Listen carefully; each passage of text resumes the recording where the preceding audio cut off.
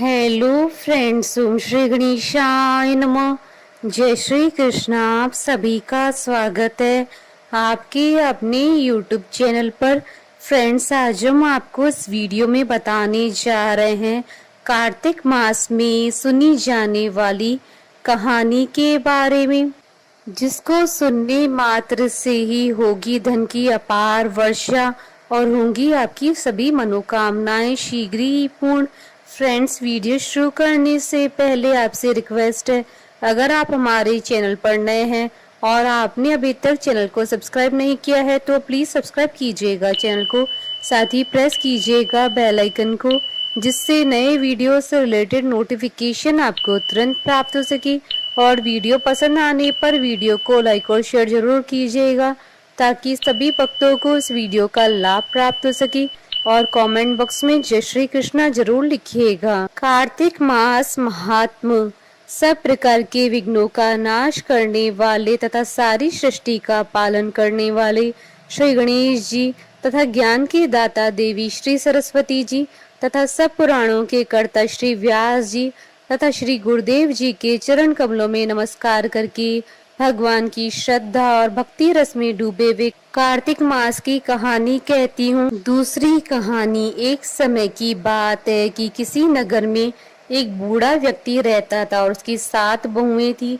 एक बार कार्तिक का महीना आया और उसने अपनी बहुओं से कहा कि मैं कार्तिक का स्नान करूंगा, क्या तुम इसे निभा दोगी? 7 में से 6 बहुओं ने तो मना कर दिया, लेकिन बड़ी बहू ने कहा कि मैं निभा दूंगी। बूढ़ा हर रोज सुबह उठता और नदी पर स्नान कर घर आता। गीली धोती को वह बड़ी बहू के आंगन में सुखा देता। जैसे जैसे उस गीली धोती में से पानी की बूंदें जमीन पर गिरती, वैसे वैसे ही वह हीरे मोतियों में बदल जाती। धोती से हीरे मोती गिरते देख बाकी 6 बहुओं से रहा नहीं गया और वे बोली कि हम भी बूढ़े को अपने यहाँ नहाने को बोलते हैं। उन्होंने कहा कि पिताजी, आप कल से हमारे यहाँ कार्तिक नहा लेना। बूढ़े ने कहा ठीक है, मुझे तो नहाना ही है, मैं तुम्हारे यहाँ नहा लूंगा। बूढ़ा सुबह सवेरे स्नान करके आया और धोती उसने दूसरी बहू के आंगन में सुखाने के लिए डाल दी, लेकिन यहाँ हीरे मोती की बजाय कीचड़ टपकने लगा। बहुओं ने यह देखा तो कहा कि आप हमारे यहाँ पाप का स्नान कर रहे हो, इसलिए यहाँ से जाओ और बड़ी बहू के यहाँ ही स्नान करो। बूढ़ा वापस अपनी बड़ी बहू के यहाँ आया और कार्तिक का स्नान करने लगा। स्नान करके उसने फिर से धोती सुखाई तो फिर से हीरे मोती गिरने लगे। अब कार्तिक का महीना समाप्त होने को था।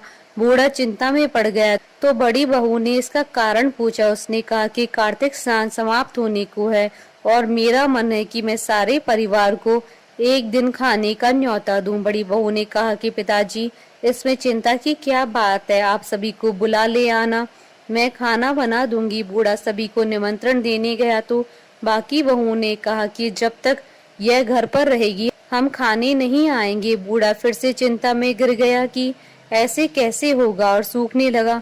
बूढ़े को सूखते देख बड़ी बहू ने कहा कि पिताजी, अब आपको क्या चिंता है?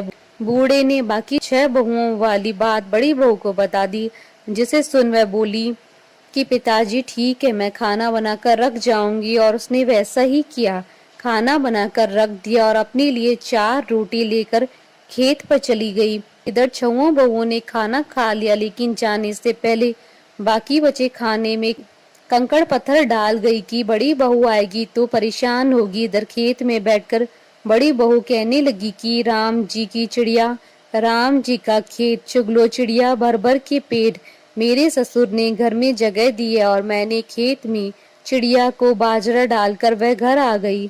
घर आई तो बूढ़ा फिर से उदास बैठा था। उसने फिर से पूछा कि उदासी क्यों, सब ठीक ठाक निपट गया ना?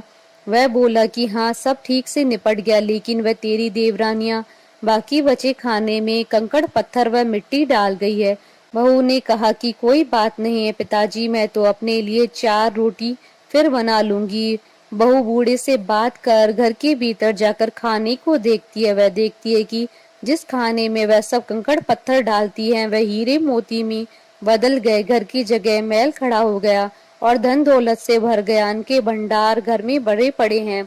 वह बूढ़े को बुलाकर कहती है कि पिताजी, आपने तो कहा था कि मेरे लिए कुछ नहीं बचा, लेकिन यहाँ तो हीरे मोतियों के भंडार हो गए हैं, पूरे घर में धन की वर्षा हो रही है। साधारण सा घर महल में बदल गया है। बूढ़ा सब चीजें देखकर बोला कि बेटी, तुमने सच्चे मन से कार्तिक स्नान निभाया था, लेकिन बाकी बहुओं ने पापी मन से इसे निभाया, इसलिए कार्तिक देवता तुमसे प्रसन्न हुए और यह फल दिया। हे कार्तिक देवता, जैसे आपने बड़ी बहू की सुनी, वैसे सभी की सुनना।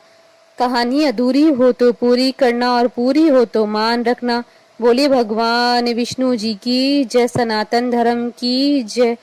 हमारे साथ इस वीडियो में अंत तक बने रहने के लिए आपका धन्यवाद।